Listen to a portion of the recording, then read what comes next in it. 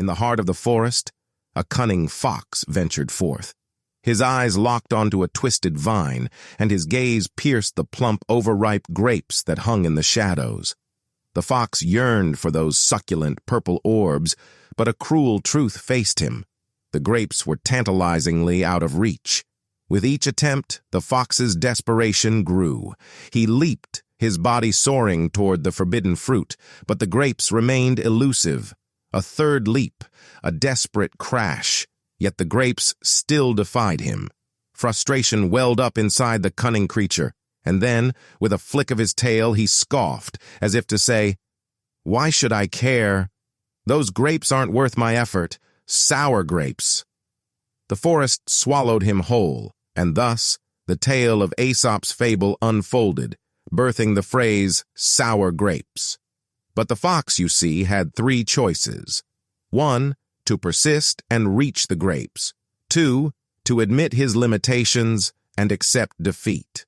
Or 3, to reshape his beliefs, crafting a new reality that contradicted his desires. When one chooses the third path, the path of cognitive dissonance, they embrace two conflicting beliefs, a dissonant harmony that tugs at their very soul. Imagine, if you will, the tale of a job interview, a coveted position that slips through your fingers. Instead of acknowledging your competitor's prowess, you convince yourself the job was subpar, or perhaps the interviewer was unjust. Such are the intricate workings of the human mind when faced with unattainable desires. People soothe their inner turmoil by distorting their desires.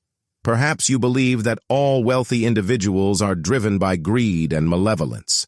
Yet, deep within, you yearn for the riches they possess.